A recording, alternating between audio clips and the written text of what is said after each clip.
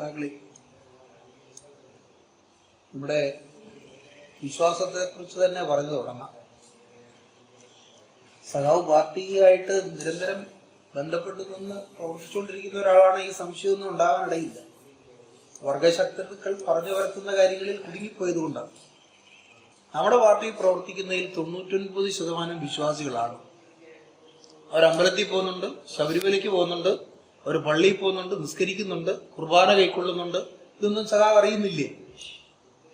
Party മെമ്പർഷിപ്പിന്റെ പല ഘടക നിലവാരത്തിൽ നിൽക്കുന്നവർ ഇതൊക്കെ ചെയ്തുകൊണ്ടേ ഇരിക്കുകയാണ്.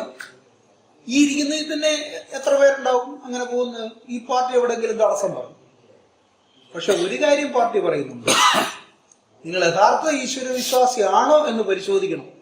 ഈശ്വരനിൽ വിശ്വസിക്കുന്ന ഒരു അപകടമേ ഇല്ല. എന്തുകൊണ്ടാ? പ്രപഞ്ചത്തെ സൃഷ്ടിച്ചത് ഈശ്വരനാണെന്നാണല്ലോ വിശ്വാസം. ഞാന് കമ്മ്യൂണിസം അല്ല പറയുന്നത്, വിശ്വാസം പറയുന്നത്. പ്രപഞ്ചം എന്ന് പറയുന്നത് ശാസ്ത്രം മറുകര കാണാത്ത ഒന്നാണ്. ഇപ്പൊ ഞാൻ സംസാരിച്ചുകൊണ്ടിരിക്കുമ്പോൾ പ്രപഞ്ചം വികസിച്ചുകൊണ്ടിരിക്കുക. കാരണം പുതിയ കണ്ടുപിടുത്തം, ഒരു നക്ഷത്രത്തെ കൂടെ കണ്ടു, ഒരു ഗ്രഹത്തും കൂടെ കണ്ടു, അങ്ങനെ വികസിക്കുക. അങ്ങനെ മറുകര കാണാത്ത പ്രപഞ്ചത്തെ സൃഷ്ടിച്ചത് ഈശ്വരനാണ്. അങ്ങനെ വിശ്വസിച്ചു കഴിഞ്ഞാൽ പിന്നെ വല്ല ഭേദവ്യത്യാസമുണ്ടോ? ഹിന്ദു ഉണ്ടോ, ക്രിസ്ത്യാനി ഉണ്ടോ, ഇസ്ലാം ഉണ്ടോ, ജാതി ഉണ്ടോ, വല്ലതും ഉണ്ടോ? ഒരു വ്യത്യാസവും ഇല്ല. ഒരേ ദൈവത്തിന്റെ മക്കൾ. അത് നിങ്ങൾക്ക് ആ വഴിയും തിരഞ്ഞെടുക്കുക, ഈ വഴിയും തിരഞ്ഞെടുക്കുക, എല്ലാ വഴിയും ഒരിടത്തേക്കാ ചെല്ലുന്നെന്നാണല്ലോ ഈ വിശ്വാസം പറയുന്നത്, ഈശ്വരിലേക്ക്. പിന്നെന്തിനാണ് കലക്കം എന്നുള്ളതാണ് നമ്മൾ ചോദിക്കുന്നത്. ഇത് വർഗീയതയായിട്ട് എവിടെയാണ് പിരിയുന്നത്? ഈശ്വരനിൽ നിന്ന് അകന്നു. ഈശ്വരനെ കുറിച്ച് ആണയിടുമ്പോൾ തന്നെ അതിനെ ഒരു രാഷ്ട്രീയ ആയുധമാക്കാൻ മാത്രമാണ് ലക്ഷ്യമിടുന്നത് എന്നുള്ളതാണ് ഇപ്പോഴത്തെ പ്രശ്നം. മതം ഒരു പ്രശ്നകാരിയല്ല, മതം ഒരു പ്രശ്നകാരിയേ അല്ല. കാരണം അത് മതമായിട്ട് നിന്നാൽ മതം ഒരു രാഷ്ട്രീയ ആയുധമായി മാറുമ്പോഴാണ് അത് വർഗീയതയായിട്ട് വരുന്നത്. അതാണ് അപകടം ഉണ്ടാക്കുന്നത്. ഈ രാജ്യത്ത് മുഴുവൻ അപകടമാകുന്നത് അതാണ്. മതം ഒരു വർഗീയ സാധനമായിട്ട് മാറുക, അധികാരം പിടിക്കാനുള്ള ഒരു ഉപകരണമായിട്ട് അതിനെ മാറ്റുക. ഇപ്പൊ നടക്കുന്നത് മുഴുവൻ ആ പരിപാടിയാണ്. എന്തിനാണ് അമ്പലത്തിൽ രാഷ്ട്രീയം? വിശ്വാസവും രാഷ്ട്രീയമായിട്ട് എന്താ ബന്ധം? ഇതിനെ ബന്ധിപ്പിച്ചത് ആരാണ്? കമ്മ്യൂണിസ്റ്റുകാരാണ്. കമ്മ്യൂണിസ്റ്റുകാരെന്നെങ്കിലും അതിനെ ബന്ധിപ്പിച്ചു. നമ്മൾ പറഞ്ഞ എന്താണ്? നിങ്ങൾ പാർട്ടി പ്രവർത്തിക്കുമ്പോൾ നിങ്ങൾ വിശ്വാസികളാണെങ്കിൽ നിങ്ങൾ അമ്പലത്തിൽ പൊക്കോ, പള്ളിയിൽ പൊക്കോ, പക്ഷെ നിങ്ങൾ വർഗീയവാദിയാവരുത്. നിങ്ങളൊരു ദൈവത്തെ വിശ്വസിക്കുന്നുണ്ട്, വേറൊരു ദൈവത്തെ നിങ്ങൾക്ക് നിഷേധിക്കാനേ ആവത്തില്ല. അപ്പം തന്നെ നിങ്ങൾ അവിശ്വാസിയായി കഴിഞ്ഞു. അപ്പം ഒരു വിശ്വാസി വേറൊരു വിശ്വാസത്തെ നിഷേധിച്ചപ്പം അവൻ അവിശ്വാസിയായി. ഇപ്പൊ നടക്കുന്നപ്പോ ആരാണ് അവിശ്വാസി എന്നൊരു ചോദ്യം വരും. കമ്മ്യൂണിസ്റ്റുകാരാണോ? ഹിന്ദു ക്രിസ്ത്യാനിയെ നിഷേധിക്കുക, ക്രിസ്ത്യാനി ഇസ്ലാമിനെ നിഷേധിക്കുക, അവന്റെ ദൈവത്തെ നിഷേധിക്കുക. അപ്പം ദൈവം എത്രയുണ്ട്? എല്ലാത്തിനും നിഷേധിക്കുക. ഈ നിഷേധം ഇല്ലാത്തൊരു പാർട്ടി കമ്മ്യൂൺ മാത്രമേ ഉള്ളൂ. നമ്മൾ പറയുന്നത് എന്താണ്? നിങ്ങൾ ദൈവത്തെ വിശ്വസിച്ചു, മതത്തിൽ വിശ്വസിച്ചു, നിങ്ങളുടെ വിശ്വാസത്തിനനുസരിച്ച് ജീവിച്ചു, പക്ഷെ അതിനെ ഒരു രാഷ്ട്രീയ ആയുധമാക്കാൻ കൂട്ടുനിൽക്കരുത്. ഈ അപകടത്തിൽ ചെന്ന് വിടരുത്. ഈ അപകടമാണ് ഇപ്പം രാജ്യത്തെ ഈ നിലയിൽ കൊണ്ടെത്തിച്ചത്. ഈ അപകടത്തെ കുറിച്ചാണ് നമ്മൾ പറയുന്നത്. അത് നമുക്ക് മനസ്സിലാകുന്നില്ല, പിന്നെ നമ്മൾ ആളുകളെ എങ്ങനെ മനസ്സിലാക്കും? അത് ആദ്യം ഒരു കമ്മ്യൂണിസ്റ്റുകാരൻ മനസ്സിലാക്കേണ്ട ബാലപാഠങ്ങളിൽ ഒന്നാണ്. നിങ്ങൾ അമ്പലത്തിൽ പോകുമ്പോൾ ദൈവത്തെ അന്വേഷിച്ചായിരിക്കണം പോകുന്നത്.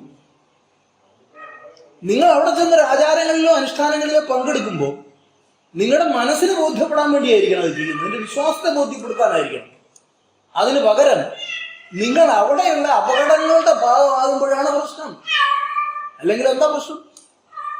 എന്റെ ചെറുപ്പത്തിലൊക്കെ ഈ അമ്പലങ്ങളിൽ എവിടെയും ഈ പറയുന്ന എന്തെങ്കിലും രീതിയിലുള്ള ഒരു വേറെ വ്യത്യാസമൊന്നും പല ഇടത്തും കാണില്ല. ഇപ്പൊ അമ്പലങ്ങളിൽ എന്തൊക്കെയാ നടക്കുന്നത്? അമ്പലങ്ങളിൽ രാഷ്ട്രീയ പ്രചരണത്തിനുള്ള അവസരമല്ലേ ഉണ്ടാക്കി കൊടുക്കുന്നത്? അതാണ് പ്രശ്നം. അപ്പൊ എന്താണ് പാർട്ടി പറയുന്നത്? പാർട്ടി പറയുന്നത് നിങ്ങൾ അമ്പലങ്ങളുമായിട്ടും സമുദായവുമായിട്ടോ ഒക്കെ ബന്ധപ്പെട്ട് പ്രവർത്തിക്കുന്നതിൽ യാതൊരു പ്രശ്നവും ഇല്ല. അവിടെ പരമാവധി ബന്ധപ്പെട്ട് നിന്നോളാനാണ് നമ്മൾ പറയുന്നത്. കാരണം അവിടെ ഈ വർഗീയവാദിക്ക് ഇട കൊടുക്കാതിരിക്കാനാണ് നമ്മൾ പറയുന്നത്. അപ്പൊ നമ്മുടെ കാഴ്ചപ്പാട് അതാണ്. നമ്മൾ ഒരിക്കലും ഈ കടുത്ത നിലയിലുള്ള കമ്മ്യൂണിസ്റ്റ് പ്രത്യയശാസ്ത്രം ഉയർത്തിപ്പിടിക്കുമ്പോൾ തന്നെ നമ്മളിതാ പറയുന്നത്. കാരണം എന്താണ്? മാർക്സ് തന്നെ പറഞ്ഞ എന്താണ്? അശരണരുടെ നിലവിളിയാണ് മതം. ഹൃദയമില്ലാത്ത ലോകത്തിന്റെ ഹൃദയമാണ് മതം എന്ന് പറഞ്ഞൊരു മനുഷ്യനാ. അതിനൊപ്പം അദ്ദേഹം കൂട്ടിച്ചേർത്ത ഒരു വാക്ക് മാത്രമേ ഇപ്പൊ എല്ലാവരും പറയുന്നുള്ളൂ, മതം മനുഷ്യനെ മയക്കുന്ന കറുപ്പാണ്. എന്തുകൊണ്ടാണ് അത് പറഞ്ഞത്? ഇപ്പൊ അത് 100% ശരിവെക്കുകയല്ലേ? മനുഷ്യനെ മയക്കുന്ന കറുപ്പായി മാറുന്നത് കൊണ്ടാണ് പരസ്പരം കൊല്ലുന്നത്, കലാപം ഉണ്ടാകുന്നത്.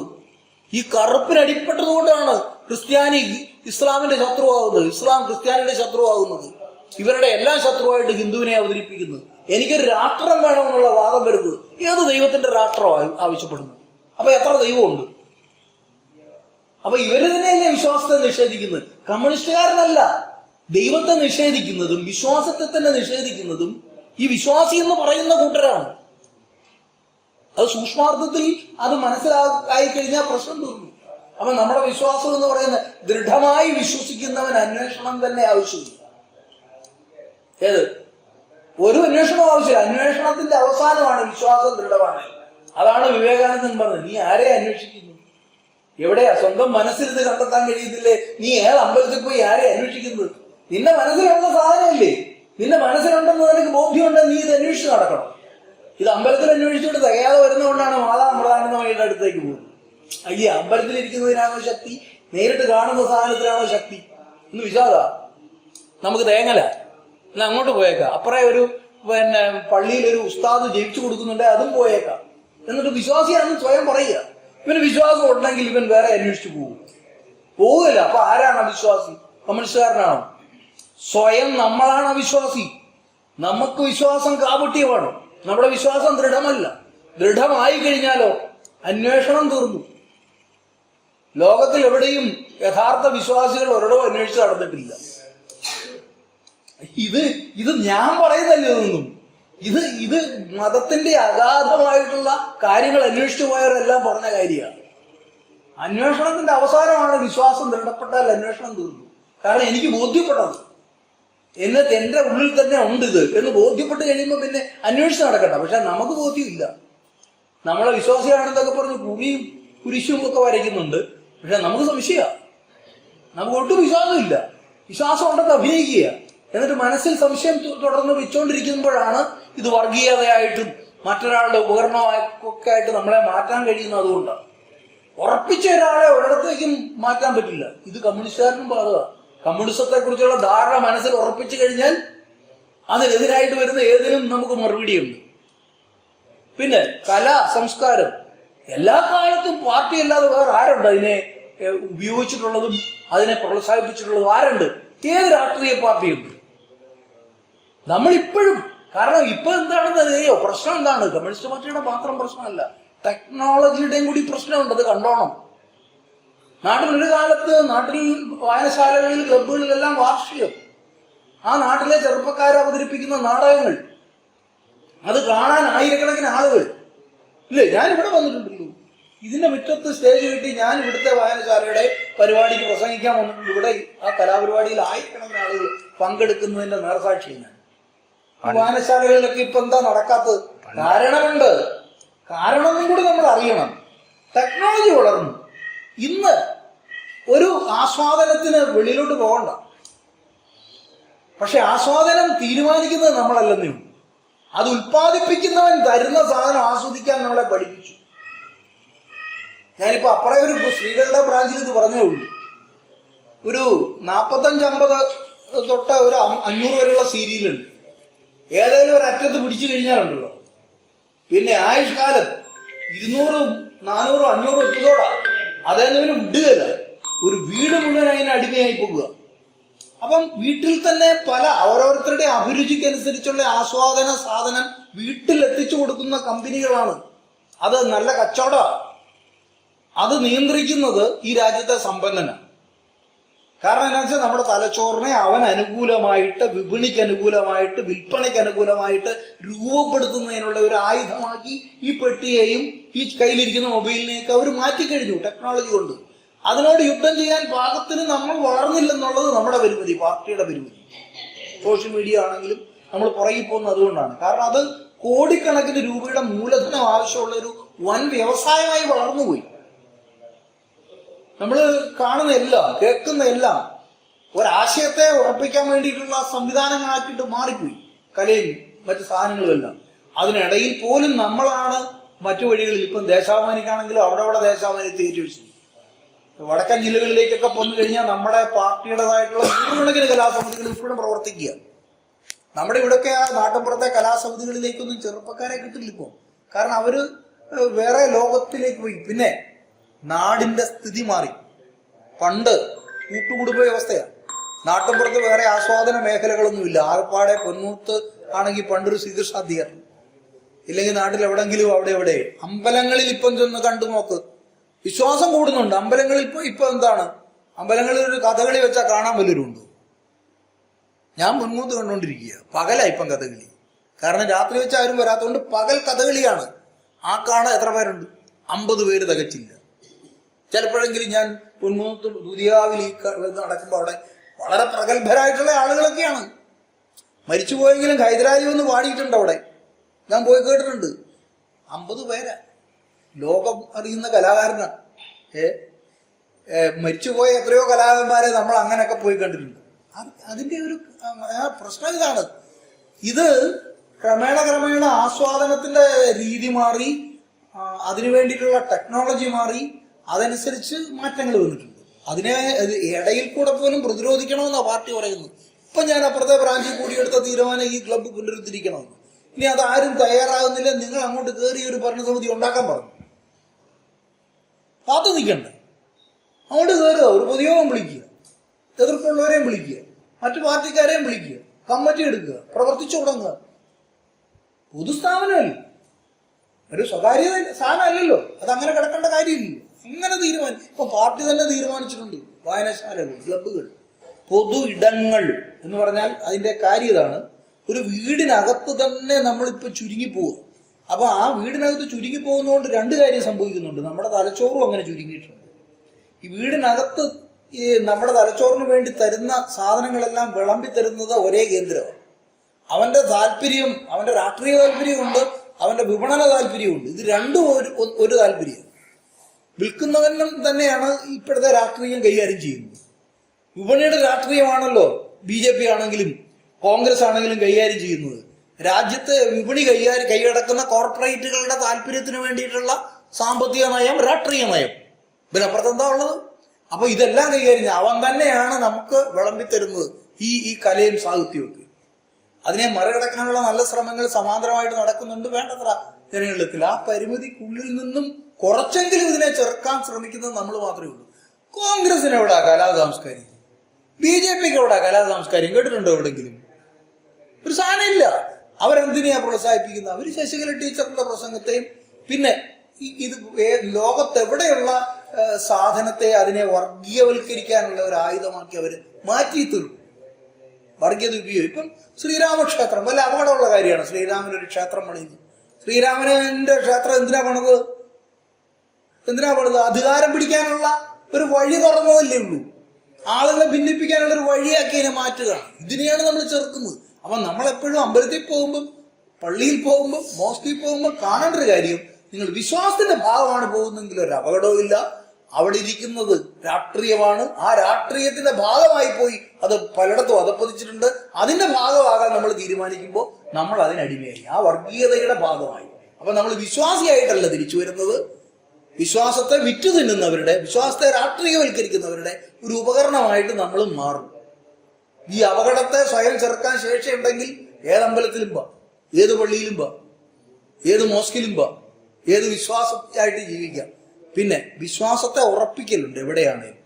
എൻ്റെ കമ്മ്യൂണിസ്റ്റുകാരനാണെന്ന് പറയുമ്പോൾ അതിന്റെ ഒരു അതിന്റെ യഥാർത്ഥ അർത്ഥത്തിൽ ആ കമ്മ്യൂണിസത്തെ മനസ്സിലുറപ്പിക്കൽ. ഞാനൊരു ദൈവവിശ്വാസിയാണെന്ന് പറയുമ്പം ആ ദൈവത്തെ കൃത്യമായി ബോധ്യപ്പെട്ട് മനസ്സിലുറപ്പിക്കൽ. ഉറപ്പിച്ചു കഴിഞ്ഞാൽ പ്രശ്നം തീർന്നേ. ഉറപ്പില്ലെന്നേ. ഉറപ്പില്ലാത്തതുകൊണ്ടാണ് ഇവിടെ ദൈവത്തെ വിശ്വസിക്കുന്നവൻ മാതാ അമൃതാനന്ദ മനിയെ അന്വേഷിച്ചു പോവൂ. നാട്ടിൽ കിടക്കുന്ന ഏത് സിദ്ധന്റെ പുറകെ പോവൂ. അപ്പൊ ഇവന്റെ വിശ്വാസം എന്താ? ഇവൻ എവിടെയാ ഈ വിശ്വാസിയാണെന്ന് പറയുന്നു? എന്നിട്ട് അവൻ പറയാ ഞാൻ വിശ്വാസിയാണ്, കമ്മ്യൂണിസ്റ്റുകാരല്ല വിശ്വാസിയാണ്. യഥാർത്ഥത്തിൽ കമ്മ്യൂണിസ്റ്റുകാർക്കിടയിലേ കാണുള്ളൂ ഒരു അടിയുറച്ചൊരു വിശ്വാസം ഉണ്ടെങ്കിൽ. ഈ വൈരുദ്ധ്യം നമ്മൾ കാണണം. ഈ പറയുന്ന വൈരുദ്ധ്യാധിഷ്ഠിത ഭൗതികവാദം എന്നുള്ള അതിസംസ്കൃത വാചകങ്ങളൊന്നും പ്രയോഗിക്കണ്ട. വളരെ സിമ്പിളായിട്ട് ഈ കാര്യങ്ങളെ കുറിച്ച് ആലോചിച്ചാൽ നമുക്ക് തന്നെ ബോധ്യപ്പെടുന്നതാണിത്. ഇത് കമ്മ്യൂണിസ്റ്റുകാരാണ് ഇത്രയും നിർവചിക്കാൻ ശ്രമിച്ചിട്ടുള്ളത്, അല്ലാതെ നിർവചിക്കപ്പെട്ടിട്ടുണ്ട്. പക്ഷെ അത് ചില സംസ്കൃതത്തിൽ ഇപ്പൊ വിവേകാനന്ദനെ പോലെയുള്ളവരും ഈ രാജ്യത്ത് പുറന്നു വീണിട്ടുള്ള യഥാർത്ഥത്തിൽ ഉള്ള ജ്ഞാനികളെല്ലാം പറഞ്ഞിട്ടുണ്ട്. പക്ഷെ അത് ഇച്ചിരി സംസ്കൃതത്തിലാണ് പറഞ്ഞത്. അതുകൊണ്ട് അതിന്റെ ആന്തരികമായ അർത്ഥം ഗ്രഹിക്കാൻ ഇച്ചിരി ബുദ്ധിമുട്ടുണ്ട്. വിശക്കുന്നവന് ആഹാരമാണ് ദൈവം എന്ന് വിവേകാനന്ദൻ പറഞ്ഞപ്പോൾ അതിലെല്ലാം ഉണ്ട്. മറ്റൊരു മതത്തെ നിഷേധിക്കുന്നത് സ്വന്തം മുഖത്തേക്ക് മലർന്നു കടന്ന് തുപ്പുന്നത് പോലാണെന്ന് വിവേകാനന്ദൻ പറഞ്ഞിട്ടുണ്ട്. അതിനകത്തെല്ലാം ഉണ്ട്. പക്ഷെ വിവേകാനന്ദനെ RSSന്റെ പ്രചാരകരാക്കി മാറ്റുന്ന കാലമാണ്. ശ്രീനാരായണ ഗുരു എല്ലാം പറഞ്ഞിട്ടുണ്ട്. പക്ഷെ ഗുരുവിനെ തന്നെ ഒരു ദൈവമാക്കി മാറ്റുക മാത്രമല്ല, അത് വേറൊരു രാഷ്ട്രീയത്തിന്റെ ഉപകരണമാക്കിയും കൂടെ മാറ്റുന്ന കാലമാണ്. ഇത് നമ്മൾ കണ്ടോണം. അപ്പൊ അത് തിരിച്ചറിയുക എന്നുള്ളത് ഒരു പ്രധാന കാര്യമാണ്. ഈ രാഷ്ട്രീയം തിരിച്ചറിയുന്നതിലുള്ള കുഴപ്പം നമ്മുടെ പാർട്ടിയിലുണ്ടെന്നുള്ളത് സത്യമാണ്. പലപ്പോഴും അത് നമ്മുടെ സംഘടനയുടെ കാര്യത്തിലും ഉണ്ട്. നമ്മുടെ സംഘടന ദുർബലപ്പെടുന്നു എന്നുള്ളത് ഒരു അത്ഭുതമായിട്ട് കാണണ്ട. കാരണം എന്താണ്? നമ്മൾ ശരിയായിട്ടുള്ള കാര്യം ജനങ്ങളെ പഠിപ്പിക്കാൻ ശ്രമിക്കുന്നു. സമൂഹം അതിന്റെ ഏറ്റവും വലതുപക്ഷവൽക്കരിക്കപ്പെട്ട ഒരു കാലത്ത് നിന്നിട്ടാണ് നമ്മളിത് പറയുന്നത്. എല്ലാവരും അവരവരിലേക്കും അവരുടെ സ്വാർത്ഥതയിലേക്കും ചുരുങ്ങിപ്പോകുന്ന മുതലാളിത്തത്തിന്റെ ഏറ്റവും വികസിച്ച ഒരു കാലഘട്ടത്തിലാണ് അതിനെതിരായിട്ടുള്ള സിദ്ധാന്തങ്ങളൊക്കെ നമ്മൾ പറഞ്ഞുകൊണ്ടിരിക്കുന്നത്. അതത്ര ലളിതമായിട്ട് ആളുകളിൽ എത്തുന്നതല്ല. നായരെല്ലാം ഒന്നിക്കാൻ പറഞ്ഞാൽ അതിനകത്ത് മനസ്സിലാക്കാനൊന്നുമില്ല. ക്രിസ്ത്യാനിക്ക് അപകടമാണ്, എല്ലാവരും ഒന്നിച്ചോളാൻ പറഞ്ഞാൽ വല്ലതും ആലോചിക്കേണ്ടതുണ്ടോ? ഹിന്ദു അപകടത്തിൽ എന്ന് പറഞ്ഞാൽ അതിനകത്തെല്ലാം ഉണ്ടെന്നേ, ഒന്നും മനസ്സിലാക്കാനല്ല, ഒരു സംസ്കൃതവും ഇല്ല. ഹിന്ദുവായ ഹിന്ദു എല്ലാം ഒന്നിക്കണമെന്ന് പറഞ്ഞാൽ ഹിന്ദുക്കളെല്ലാം ജനിച്ചു വീണപ്പോഴേ മനസ്സിലിട്ടിട്ടുണ്ടല്ലോ ഈ ആശയം. എന്റെ മനസ്സിലും കിടപ്പുണ്ട്. ഞാൻ ഈ പറയുമ്പോഴും ഞാൻ ജനിച്ചപ്പോഴേ എന്റെ മേൽ ചാപ്പ് കുത്തിയിട്ടുണ്ട് എന്റെ മതം, എന്റെ ജാതി. ഞാൻ ആഗ്രഹിച്ചാലും ഇല്ലെങ്കിലും അത് എന്റെ മനസ്സിന്റെ ഉള്ളിന്റെ ഉള്ളിൽ നേരത്തെ തന്നെ നിക്ഷേപിച്ചിട്ടുണ്ട്. അതിനെ അതിജീവിക്കാൻ എനിക്ക് പ്രാപ്തി ഉണ്ടെങ്കിൽ ഞാൻ അതിനെ അതിജീവിക്കും. അനുകൂലമായ സാഹചര്യം വരുമ്പം അതിനെ അതിജീവിക്കാൻ പ്രാപ്തിയില്ലാത്തവൻ അതിന് കീഴ്പ്പെട്ടു പോകും. അങ്ങനെയാണ് NSSന്റെ നേതാവായി മാറുന്നത് കമ്മ്യൂണിസ്റ്റുകാരൻ. അതിന് അപകടമൊന്നുമില്ല നേതാവായാൽ. പക്ഷേ കമ്മ്യൂണിസ്റ്റുകാരുടെ ധർമ്മം എന്താണെന്ന് മനസ്സിലാക്കിയിട്ട് വേണം അതിലെ പോകാൻ. ഇല്ലെങ്കിൽ അവൻ ഈ പറയുന്ന നായർ RSSന്റെ ചരട് കെട്ടുന്ന വഴിക്ക് ഇവനും ആ ചരട് കെട്ടിപ്പോ. ഇപ്പൊ BDJS SNDP ഉണ്ടാക്കുമ്പോൾ ശ്രീനാരായണ ഗുരുദേവനിന്റെ കാര്യം പറഞ്ഞിട്ട് തന്നെ ചാതുർവർണ്ണത്തിലേക്ക് ഇവനെ തിരിച്ചു നടത്താനുള്ള വഴിയും. ഒരു കാലത്ത് വഴി നടക്കാൻ വഴി നിഷേധിച്ചവനും നമ്മളെ ആട്ടി നിർത്തിയവനും അമ്പലത്തിൽ പ്രവേശിക്കാൻ യോഗ്യതയില്ലെന്ന് പറഞ്ഞവനും വീണ്ടും നമ്മളെ ആ വഴിക്ക് പുറകോട്ട് നടത്താൻ ശ്രമിക്കുമ്പോൾ അതിനകത്ത് ചെന്ന് വീഴും. കാര്യം പിടികിട്ടിയില്ല. അപ്പൊ ഇതെല്ലാം ഒരുപക്ഷേ നമ്മളല്ലാതെ വേറെ ആരാണ് ഈ കാര്യങ്ങളെ കുറിച്ച് ആലോചിക്കുക പോലും ചെയ്യുന്നത്? ഏതായാലും കോൺഗ്രസ്സുകാരുടെ വിഷയമാണ്. ശ്രീരാമക്ഷേത്രം പണിതപ്പോഴേ അങ്ങോട്ട് പോകാൻ മത്സരിക്കുക. ഞാൻ പോകും എന്ന് പറഞ്ഞ ഞാൻ മുന്നേ എന്ന് പറഞ്ഞവരാ. കാരണം അവരുടെ ഇടയിൽ അത്രയൊക്കെ ഉള്ളൂ അതിന്റെ അടിസ്ഥാനപരമായിട്ടുള്ള കാര്യങ്ങൾ. അവരുടെ ധാരണ എന്ന് മാത്രമല്ല, അവരുണ്ടായത് തന്നെ നിലവിലുള്ള അവസ്ഥയെ നിലനിർത്താൻ വേണ്ടി ഉണ്ടായ പാർട്ടിയാണ്. അത് ഈ രാജ്യത്തെ ഏറ്റവും സമ്പന്നരായിട്ടുള്ള ആളുകളുടെ വ്യവസായ താല്പര്യങ്ങൾ, സാമ്പത്തിക താല്പര്യങ്ങൾ സംരക്ഷിക്കാൻ വേണ്ടി ജനിച്ചൊരു പാർട്ടിയാണ്. ആ ധർമ്മം അവർ ചെയ്യും. നമ്മളങ്ങനല്ലല്ലോ. നമ്മളിതിനകത്തുനിന്ന് മനുഷ്യന്റെ കാര്യം പറയുകയും മനുഷ്യന്റെ ജീവിത പ്രശ്നങ്ങൾ പരിഹരിക്കാനുള്ള മാർഗങ്ങൾ അന്വേഷിക്കുകയും അതിനുവേണ്ടി പ്രവർത്തിക്കുകയും ചെയ്യുന്നതിന്റെ പ്രയാസമൊക്കെ നമുക്കുണ്ട്. എളുപ്പ വഴി തിരഞ്ഞെടുത്താൽ നമുക്കും ലളിതമാക്കി കാര്യങ്ങൾ പോകും. അപ്പൊ അത് ശരിക്കും നമ്മുടെ പാർട്ടിയെ ആ നിലയിൽ പരുവപ്പെടുത്തുക എന്നുള്ളത് നല്ല തീവ്രമായിട്ടുള്ള ശ്രമം. ഈ ഒരു അടിസ്ഥാനപരമായിട്ടുള്ള പ്രത്യയശാസ്ത്ര അടിത്തറ ഉള്ളത് കൊണ്ടാണ് ഇപ്പം തീർന്നു എന്ന് പറയുമ്പോഴും നമ്മൾ ഒരു മുഖ്യ വിഷയമായിട്ട് നിൽക്കുന്നത്. ഒന്ന് ആലോചിച്ച് നോക്കിയേ. ഇപ്പം തന്നെ നമ്മൾ തന്നെ പറഞ്ഞു നമ്മൾ വളരെ ദുർബലപ്പെട്ടുകൊണ്ടിരിക്കുക. BJPയുടെ ഒരു നേതാവിന്റെ അഭിപ്രായം, ഒരു മുട്ടുസൂചിയുടെ തലപ്പിന്റെ വലിപ്പം പോലും ഇല്ല രാജ്യത്ത് നമ്മുടെ പാർട്ടിക്ക്. വസ്തുതയല്ലേ? ഒരു സ്റ്റേറ്റിൽ മാത്രം ഒരു ഭരണമുള്ള പാർട്ടി, വളരെ ദുർബലമായ പാർട്ടി. ഈ അവസാനത്തെ വിജയദശമി പ്രസംഗത്തിൽ മോഹൻ ഭഗത് എന്താ പറഞ്ഞത്? ഇന്ത്യയിൽ ആദ്യം ഉന്മൂലനം ചെയ്യേണ്ട പാർട്ടി CPM. എടാ, ഒട്ടും വകവെക്കാൻ മാത്രം വലിപ്പമില്ലാത്തൊരു പാർട്ടി ഏറ്റവും പ്രധാനപ്പെട്ട പാർട്ടിയായിട്ട് അങ്ങനെ മാറുന്നു. അപ്പോ അവിടെയാണ് നമ്മുടെ പ്രസക്തി. അവർക്കറിയാം നമ്മളൊരു ചെറിയ പാർട്ടിയാണെങ്കിലും നമ്മൾ ശരിയുടെ പക്ഷത്താണ് നിൽക്കുന്നതെന്നും നമ്മൾ പറയുന്നതാണ് ശരിയെന്നും ഒരു ദിവസമല്ല മറ്റൊരു ദിവസം അതിന്റെ പുറകിൽ ആളുകളെ അണിനിർത്താൻ അവർക്ക് കഴിവില്ലെന്നും അറിയുന്നുണ്ട്. കോൺഗ്രസിന് ആ കഴിവില്ലെന്നും, കോൺഗ്രസ് വലിയ പാർട്ടിയാണെങ്കിലും, കോൺഗ്രസ് രാജ്യം ഭരിച്ച പാർട്ടിയാണെങ്കിലും ഏത് നിമിഷവും ഉരുളക്കിഴങ്ങ് മാർക്കറ്റിൽ നിന്ന് മേടിക്കുന്ന പോലെ വിലയ്ക്ക് വാങ്ങാവുന്നതോ, ഇല്ലെ ഭയപ്പെടുത്തി കീഴ്പ്പെടുത്താവുന്നതോ, ഇല്ലെങ്കിൽ മൃദു ഹിന്ദുത്വ സമീപനം കുറച്ചുകൂടെ വളർത്തിയാൽ RSS ആയി പരുവപ്പെടുത്തുന്നതുമായ ഒരു സാധനമാണെന്ന് ആർക്കറിയാം. അപ്പൊ ഈ വ്യത്യാസം എല്ലാം ഉണ്ട്. അതുകൊണ്ട് ആ അടിസ്ഥാനത്തിൽ നമ്മൾ ഈ കാര്യങ്ങളെ വിലയിരുത്തണം. നമ്മളിപ്പോ ഇതിന്റെ കാര്യങ്ങൾ ചർച്ച ചെയ്തത് നന്നായി. ഇത്തരം കാര്യങ്ങൾ പാർട്ടിയിൽ ചർച്ച ചെയ്യാനാണ് ഒരു ബ്രാഞ്ച്. മാസത്തിൽ 3 ബ്രാഞ്ച് കൂടുന്നതിൽ ഒരു ബ്രാഞ്ചിന്റെ വിഷയം ഇത് മാത്രം എങ്കിൽ മാത്രമേ ഇത് ചർച്ച ചെയ്യൂ. കാരണം എന്നാന്നറിയോ? ഇല്ലെങ്കിൽ എന്താണ്, നമ്മുടെ അജണ്ടയിൽ ഒരു 5-6 കാമ്പയിൻ, ആ കാമ്പയിൻ എടുത്ത് ചർച്ച ചെയ്തപ്പോൾ തന്നെ എല്ലാവരും തീർന്നു, അത് തീരുമാനമാക്കി പിരിഞ്ഞു. അവൻ പിന്നെ ഈ രാഷ്ട്രീയം ഒരിക്കലും ചർച്ച ചെയ്യപ്പെടുന്നില്ല. അതാണ് നമ്മൾ അഭിമുഖീകരിക്കുന്ന ഒരു പ്രശ്നം. അതുകൊണ്ടാണ് പാർട്ടി ഇപ്പം പറയുന്ന സംഘടനാ കാമ്പയിന്റെ ഭാഗമായിട്ട് പാർട്ടി ബ്രാഞ്ച് 3 തവണ കൂടണം. അതിൽ ഒരു ബ്രാഞ്ച് ഒറ്റ അജണ്ട മതി, രാഷ്ട്രീയ റിപ്പോർട്ടിങ് മാത്രം. അതിനകത്തുള്ള ഓരോരുത്തരുടെയും മനസ്സ് തുറക്കുമ്പോഴാണ് ചില കാര്യങ്ങൾ നമുക്ക് പറയാൻ പറ്റുന്നതും തിരിച്ചറിയാൻ പറ്റുന്നത്. ചിലപ്പോൾ നമുക്ക് തന്നെ ബോധ്യമില്ലാത്ത കാര്യങ്ങൾ ഒരു സദാവിൽ ചർച്ചയെ വരാൻ കാണും. അപ്പം നമ്മൾ തന്നെ എപ്പോഴാണ് അറിയുന്നത്. അപ്പം പരസ്പരം കൊണ്ടും കൊടുത്തുമാണല്ലോ നമ്മുടെ പാർട്ടി പ്രവർത്തിക്കുക. അപ്പം അത് നമുക്കിന്ന് ശക്തിപ്പെടുത്തി പോകാം. യുക്തിവാദം അസംബന്ധമായ ഒരു കാര്യമാണ്. എന്തിനാണ് യുക്തിവാദം? അതിന് യുക്തിയില്ലാത്തൊരു വാദമാണ്. യുക്തിയില്ലാത്തൊരു വാദത്തെയാണ് യുക്തിവാദം എന്ന് പറയുന്നത്. കാരണം എന്താണ്? അവർക്ക് ബോധ്യമുള്ള ഒരു കാര്യമാണ്. എന്തിനാ അവർ വാദിക്കുന്നത്? ആരോടെ വാദിക്കുന്നത്? അവരുടെ വിശ്വാസത്തിലങ്ങ് നിന്നാൽ പോരെ. അവരെ ആ വിശ്വാസത്തിൽ നിൽക്കുകയാണോ ചെയ്യുന്നത്? വാസ്തവത്തിൽ എന്താണ് ചെയ്യുന്നത്? ലോകത്തൊരിക്കലും പരസ്പരം തർക്കിച്ച് ബോധ്യപ്പെടാവുന്ന ഒരു കാര്യത്തെക്കുറിച്ചാണ് ഈ പറയുന്ന കാര്യം. തർക്കിച്ച് ജയിക്കാൻ പറ്റും. കാരണം എന്താണ്? ശാസ്ത്രയുക്തി വെച്ചല്ലല്ലോ മതം ജീവിക്കുന്നത്. ആണോ? ശാസ്ത്രം ഒരളവ് പോലാണോ അവിടെ? പിന്നെ എന്നാ വെച്ചാൽ തെളിയിക്കുന്നു? എടാ, ഈ ദൈവം എന്ന് പറയുന്നത് ശാസ്ത്രയുക്തി വെച്ച് അളക്കുന്ന ഒരു സാധനമല്ലെന്ന്. ഒരു കാലത്തും അങ്ങനെ അല്ലായിരുന്നു.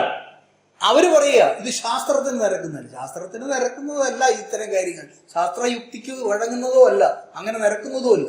അതുകൊണ്ട് എന്താ ചെയ്യാൻ പറ്റുന്നത്? വിശ്വസിക്കുന്നവർ വിശ്വസിക്കട്ടെ. അപ്പൊ എന്താ നമ്മൾ പറയുന്നത്? വിശ്വാസമല്ല അപകടം. അവര് പറയുന്നത് ഈ വിശ്വാസം തന്നെ അപകടമാണ്. പക്ഷെ അവര് എന്തിനു വേണ്ടിയിട്ട് അതിനെ ഉപയോഗിക്കും? ഇപ്പം പറഞ്ഞല്ലോ, ഈ രവിചന്ദ്രൻ എന്ന് പറയുന്ന കഥാപാത്രം RSSന്റെ ബിനാമിയാണ്.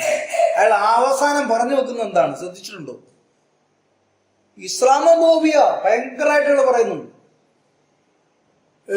ഏറ്റവും അവസാനം RSSലേക്കും ഈ സവർണ പ്രത്യയശാസ്ത്രത്തിലേക്കുമാണ് ഇതിനെ കൊണ്ട് കെട്ടാൻ അയാൾ ശ്രമിക്കുന്നത്. അപ്പൊ ഇത് ശരിക്കും നല്ല ഫണ്ടിങ് ഉള്ള കാര്യമായിരുന്നു.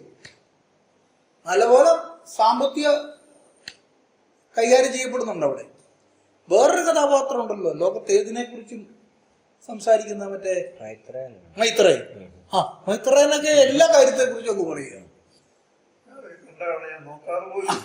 ഇങ്ങനെയുള്ള കുറച്ച് വിഷയമുണ്ട്. കാരണം എന്താ പറയുക, അവർക്ക് കുറച്ച് വ്യൂവേഴ്സ് ഉണ്ട്. കാരണം അവരെ വലിയ വലിയ സ്കോളേഴ്സ് ആണെന്നൊക്കെ കരുതുന്ന ആളുകളുണ്ട്. അപ്പൊ അവർക്കും അവരുടേതായ ഒരു ഇടം കിട്ടുന്ന ഒരു കാലമാണ്. സ്പേസ് ഉണ്ട്. അത് വെച്ച് അവരങ്ങനെ പോവാ. അല്ല, യുക്തിവാദത്തെ ഒരിക്കലും നമ്മൾ സപ്പോർട്ട് ചെയ്തിട്ടില്ല. അവിടെ പാർട്ടി യുക്തിവാദത്തിനെതിരാ. അങ്ങനെ ഒരു വാദമില്ല. യുക്തിയില്ലാത്ത ഒരു കാര്യത്തെക്കുറിച്ച് യുക്തിവാദം തന്നെ നടത്തുന്നത്. അത് വേറൊരു മതമാണ്. അത് വേറൊരു തരം ഭ്രാന്തും വേറൊരു തരം മതവുമാണ്. അതിനെ നമ്മൾ പാർട്ടി ഒരിക്കലും അംഗീകരിച്ചിട്ടില്ല. നമ്മൾ യുക്തിവാദികളുമല്ല. ശരിക്കും നമ്മൾ ഇത്തരം ചർച്ചകൾ ബ്രാഞ്ചിൽ നടക്കേണ്ടതാണ്. താഴെ നിന്നാണ് ഇത് തുടങ്ങേണ്ടത്. അപ്പൊ നമുക്ക് മുകളിൽ നിന്ന് വരുന്ന ആളുകൾക്കും അത് ഗുണം ചെയ്യണം. അറിയോ, ചില കാര്യങ്ങളെ കുറിച്ച് നമ്മൾ കുറച്ചുകൂടെ ഒന്ന് ചകഞ്ഞ് പഠിക്കും. കാരണം ഇതും വരുമല്ലോ അവിടെ. കാരണം ഇപ്പൊ അങ്ങനെ ഒരു പ്രശ്നമുണ്ട്. ഇത് വരില്ലെന്ന് ഉറപ്പുള്ളത് കൊണ്ട്, കാമ്പയിനെ ചുറ്റിപ്പറ്റി മാത്രം വർത്താനം പറഞ്ഞ് പോകാമെന്ന് ഉറപ്പുള്ളത് കൊണ്ട് അവിടെ കിടന്ന് ചുറ്റിത്തിരിയുന്നുണ്ട്. അതും അപകടമാണ്. അപ്പൊ ഇത് താഴേന്ന് ഇത് വരുമെന്നുണ്ടെങ്കിലുണ്ടല്ലോ തയ്യാറെടുക്കും. നമുക്ക് തന്നെ ബോധ്യം കാണുകയില്ല ചിലർക്ക്. ഞാൻ ഈ താഴെയുള്ള സഹാക്കളെ കുറിച്ച് മാത്രമല്ല ഇത് പറയുന്നു. എല്ലാ തട്ടിലും ഈ പ്രശ്നമുണ്ട്. വിശ്വാസം എന്ന് പറയുന്നത് വളരെ നേരത്തെ ഒരു സാധനം. ഇത് നമ്മളിപ്പോ ഈ ഒരു കമ്മ്യൂണിസ്റ്റുകാരനാകുക എന്ന് പറയുന്ന അത്ര ലളിതമായ ഒരു കാര്യമല്ല. അതുകൊണ്ടാണ് പണ്ട് കമ്മ്യൂണിസ്റ്റ് പാർട്ടി ഈ തന്നെ പറയുമായിരുന്നു, ഒരു കമ്മ്യൂണിസ്റ്റുകാരനെ വിലയിരുത്തേണ്ടത് അവന്റെ പുറകെ വരുന്ന സമൂഹമാണ്, അവന്റെ ജീവിതത്തെ വിലയിരുത്തേണ്ടത്. കാരണം ഇവൻ ഏതു സമയത്തും കമ്മ്യൂണിസത്തെ വഴിയിൽ ഉപേക്ഷിക്കാം, ഇല്ലെങ്കിൽ വഴിതെറ്റിപ്പോവാം. കമ്മ്യൂണിസ്റ്റുകാരനായി കഴിഞ്ഞാൽ വഴിതെറ്റലില്ല. കമ്മ്യൂണിസ്റ്റ് പാർട്ടി അല്ല കമ്മ്യൂണിസ്റ്റ് സംഘടന, കമ്മ്യൂണിസ്റ്റ് പാർട്ടി മെമ്പർ അല്ല കമ്മ്യൂണിസ്റ്റുകാരൻ. ഇങ്ങനൊരു ധാരണയുണ്ട്, ബ്രാഞ്ചിലായ ഞാൻ കമ്മ്യൂണിസ്റ്റുകാരനാണ്. കമ്മ്യൂണിസ്റ്റുകാരനല്ല നമ്മൾ കമ്മ്യൂണിസ്റ്റ് പാർട്ടി മെമ്പറാണ്. മെമ്പർ കമ്മ്യൂണിസ്റ്റുകാരനാകണമെങ്കിൽ ഒത്തിരി ദൂരം സഞ്ചരിക്കണം. അങ്ങനെ ഒരു കമ്മ്യൂണിസ്റ്റുകാരനായി കഴിഞ്ഞാൽ അയാൾക്ക് പിന്നെ തിരുത്തലിന്റെ ആവശ്യം വരികയില്ല. അത് പക്ഷെ ഒരു നീണ്ട പ്രക്രിയ. നമ്മൾ തെറ്റിദ്ധരിച്ചിരിക്കുന്നത് എന്താ അറിയോ? കണ്ടോ, ഏരിയ കമ്മിറ്റി അംഗം വിട്ടുപോയി, DC അംഗം വിട്ടുപോയി, കണ്ടോ പാർട്ടി മുടിയുക. ഈ DC അംഗം എന്ന് പറയുന്നത് വെറും ഒരു DC എന്ന് പറയുന്ന ജില്ലാ തലത്തിലുള്ള ഒരു കമ്മിറ്റിയിലെ അംഗം ഇതേ ഉള്ളൂ. ആ കമ്മിറ്റിയിൽ ചെന്നത് കൊണ്ട് അയാൾ എല്ലാം കഴിഞ്ഞൊരു കമ്മ്യൂണിസ്റ്റ് ആണെന്ന് നമ്മൾ ധരിക്കുന്നുണ്ട്. തെറ്റ്. ഇത് നമുക്കതിലും ആ ബോധം വേണം. ഞാനിപ്പോ ഒരു ഏരിയ കമ്മിറ്റി സെക്രട്ടറി, അതുകൊണ്ട് ഞാനൊരു കമ്മ്യൂണിസ്റ്റ് ആണെന്ന് ഞാൻ സ്വയം ഭാവിക്കുന്നുണ്ടെങ്കിൽ തെറ്റ്. കമ്മ്യൂണിസ്റ്റ് ആണ് എന്ന് തീരുമാനിക്കേണ്ടത് ഞാൻ കടന്നുപോയി കഴിയുമ്പോൾ പുറകെ വരുന്നവർ പറയണം അയാളൊരു കമ്മ്യൂണിസ്റ്റ് ആയിരുന്നു. P. കൃഷ്ണപിള്ളയെ കുറിച്ച് പറയുന്നത് ഒരു കാലമാണ്. ആ കാലത്ത് മുഴുവൻ അയാൾ എടുക്കുന്ന നിലപാടുകളുടെ അടിസ്ഥാനത്തിലാണ്. അത് നല്ല ബോധ്യം വരേണ്ട ഒരു കാര്യമാണ്. അപ്പൊ അതിനകത്തൊക്കെ കുറവുകളുണ്ട്. ഇപ്പം നമ്മളൊരു ലോക്കൽ സെക്രട്ടറി പണിയിട്ടേച്ച് പോകുമ്പോൾ തന്നെ പറയും അയ്യോ പാർട്ടി തോന്നി. ഒരു ലോക്കൽ സെക്രട്ടറി എന്ന് പറഞ്ഞാൽ ഒരു ലോക്കൽ സെക്രട്ടറിയാണ്. ഒരു ഏരിയ സെക്രട്ടറി എന്ന് പറഞ്ഞാൽ ഒരു ഏരിയ സെക്രട്ടറിയാണ്. ഏരിയ കമ്മിറ്റിയിൽ പ്രവർത്തിക്കുന്ന ഒരു കമ്മ്യൂണിസ്റ്റുകാരനാകാൻ ശ്രമിക്കുന്ന ഒരാള്. അതിനപ്പുറമൊന്നുമില്ല.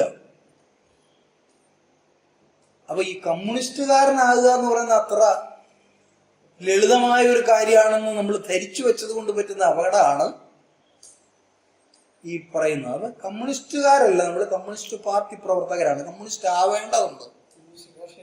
അതെ, രാഷ്ട്രീയ പ്രവർത്തകരാണ്, സംഘടനാ പ്രവർത്തകരാണ്, കമ്മ്യൂണിസ്റ്റ് ആകാൻ ശ്രമിക്കുന്നവരാണ്, കമ്മ്യൂണിസ്റ്റ് പ്രത്യയശാസ്ത്രം ശരിയെന്ന് ധരിക്കുകയും വിശ്വസിക്കുകയും ചെയ്യുന്നവരാണ്. അത് മാത്രമാണ് വഴിയെന്ന് കരുതുന്നവരാണ്. പക്ഷെ ആ ബോധ്യത്തെ ഉറപ്പിക്കാൻ കുറച്ച് കാലം എടുക്കും.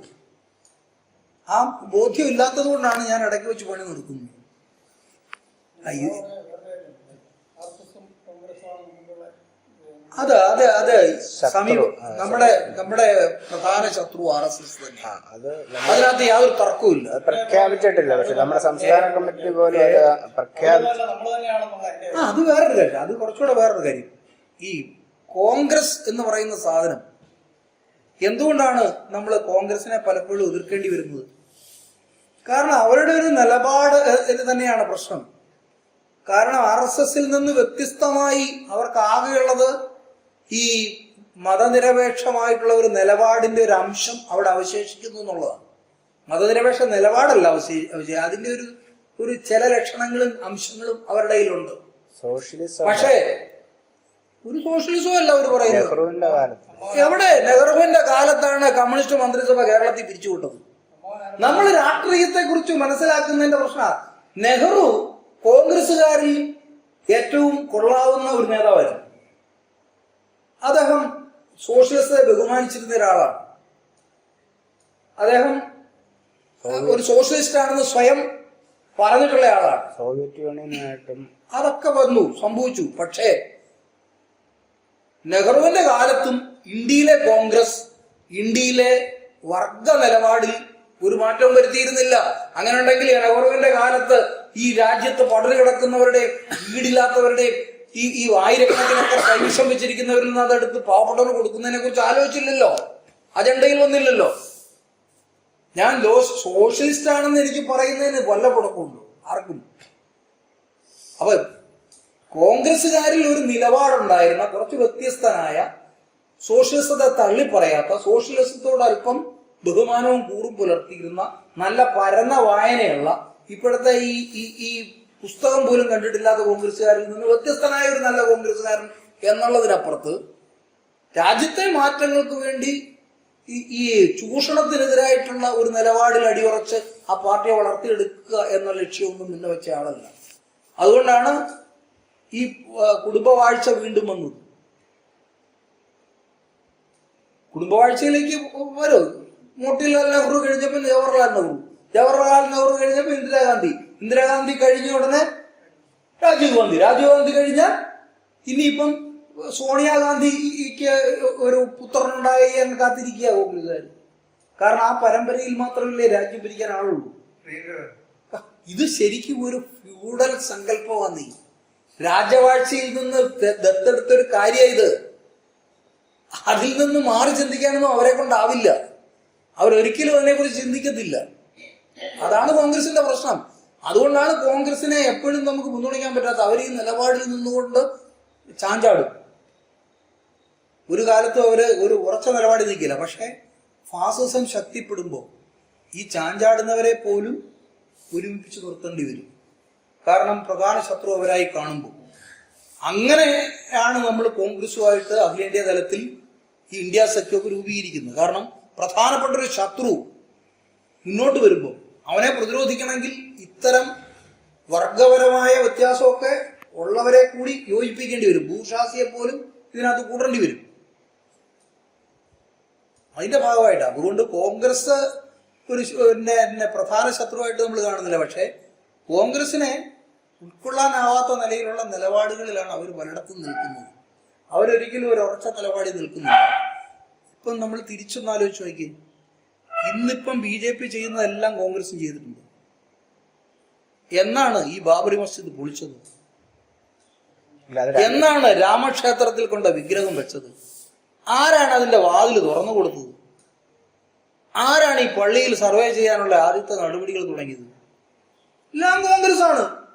അന്നേരം അന്നത്തെ കാര്യലാഭത്തിന് വേണ്ടി, നേട്ടത്തിന് വേണ്ടി, രാഷ്ട്രീയ നേട്ടത്തിന് വേണ്ടി അവരിതൊക്കെ ചെയ്തിട്ടുള്ളവരാണ്.